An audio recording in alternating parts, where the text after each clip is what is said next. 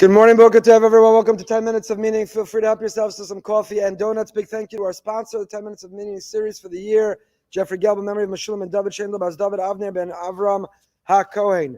We are in Mesillas Yesharim, the great work of the Ramchal.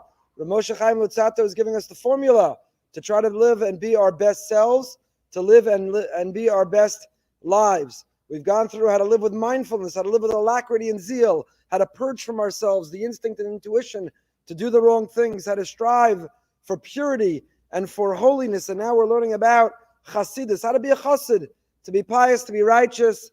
To be a true chassid is nothing about the external. It's not about what we wear. To be a chassid is how we behave, who we are and what we do. The Ramchal's definition of to be a chassid means to not be satisfied with good, but to strive for great, to not get away with the bare minimum, but to try to do more, to not be a minimalist, what's the least I can do, but to be a maximalist. How can I be the most enthusiastic, the most energetic, the most passionate, the most vigilant, the most scrupulous in all that I do in many arenas and aspects? He's been dividing between Ava and Yira. How do I achieve chassidus? How do I strive for greatness, not just good, but great in the world of loving Hashem, and in Yira, in living in awe of Hashem? He's distinguished between two types of Yira. There's a Yira Sa'onesh, fear of punishment. If we do the wrong things, we're held accountable. There's a consequence to our behavior. And there's Yiras Aromimus, the notion that God is amazing, He's awesome, He's great. And I recoil with a sense of awe to be in His presence. Ubechlala Yira Od. So we spoke about expressing this Yira in Shabbos, that Shabbos is not a day that we can't wait to end, it's a day we can't wait to begin. And now we move on to the world of Kavod Torah v'Lamdeha. One of the ways we exhibit being a chassid is in our attitude towards Torah. Kavod Torah v'Lamdeha. Our attitude towards the significance of Torah and honoring those who learn it. We learn the Mishnah Navos teaches in the fourth parak, whoever honors the Torah is himself honored by other people. Torah is our life. It's our life source, our life force. In this week's parsha we learn they went 3 days without water. Chazal teach us water. Of course, a person needs to stay hydrated in order to be healthy and to live. Water we need. But really what we need even more, or what we need in the spiritual realm, is we can't go 3 days without Torah. That's why it was instituted to lane on Monday and Thursday, because we simply cannot exist. We cannot survive. We cannot live if we go 3 days without Torah. You need Torah. Torah is the air that we breathe. It was mentioned by the person leaving right now that today is Yud Shvat. Today is Yud Shvat, honoring the Rebbe and his rise and his contributions. The Alter Rebbe writes beautifully about Torah. The Baal HaTanya writes that mitzvos are the levush of the nefesh. The soul, the garment of the soul, like a human being, like the guf, like the body needs a garment. Garment protects us from the elements, and a garment is a uniform that identifies us. The garment of the soul are the mitzvos that we do. They identify us, they are our uniform, and they protect us. They enable us to interact with the elements. The garment of the soul are the mitzvos. The Baal HaTanya writes, garments, they wear out, garments grow old, garments, fashion trends change, garments are not intrinsically, inherently part of who you are. So the Baal HaTanya writes, while the mitzvos are the garments of the soul, Torah is the nourishment, the nutrients. Torah is the food and the drink of the soul. Drink and food, you imbibe, you eat, you absorb. You are what you eat. They literally become part of who you are. Torah is the very sustenance. Torah sustains us. Torah nourishes us. We can't live without Torah. Torah is our very existence. Every single day, we should not be able to go to sleep at night without learning Torah. You know, I've said before, a person comes in late at night. You ever had a trip, you came in and out the same day, or you had an incredibly hectic day, and your day doesn't end till late at night? 10, 11, 12, 1 o'clock in the morning, finally. But you're starving. You haven't had dinner. So you're about to go collapse in bed. You're about to go sleep, pass out for the night. And yet, because you have this appetite, this hunger, these rumblings in your stomach, you stop to eat something on the way to bed because you simply can't imagine going to sleep without eating. You're hungry from not having eaten the whole day. So no matter how late at night, no matter how exhausted, a person hasn't learned that day, you cannot go to sleep without learning Torah. You cannot go to sleep without learning a little something. You have to nourish yourself. Those same hunger pangs, that same appetite that same yearning and striving, the same rumblings, not in your stomach, but in your soul. Jew can't go 3 days without Torah. You shouldn't be able to go 1 day without Torah. So one of the ways that we exhibit being a chassid, one of the ways that we show that we are pious and that we strive for great, not just for good. Please help yourselves to coffee. Coffee has arrived. Coffee and donuts. Is our attitude to Torah. Is our attitude to Torah. Gemara in Sanhedrin, Daf Kaf says, why was Achab privileged to reign? Why was he the king for 22 years? The number 22 is not a coincidence.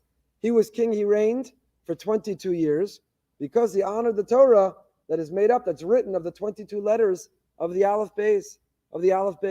There are people who rise to greatness, positions of leadership or power, and they give lip service to Torah. They try to display that they love Torah, but they don't really honor Torah.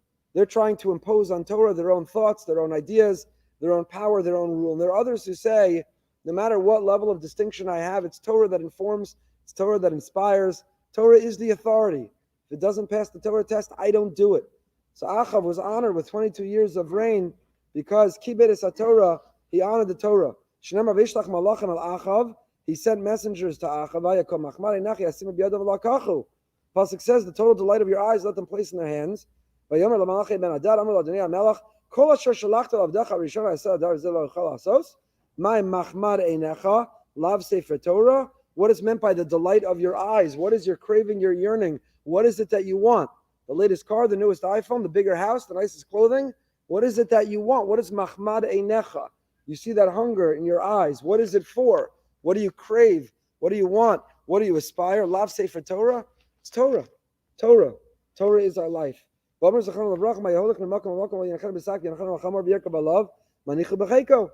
Brachos Yechas tells us if a person has to travel and you're taking Torah with you, so don't put Torah in a sack and put it on the donkey. Don't sit on top of it and use it as a cushion or a saddle, but instead you put it on your lap.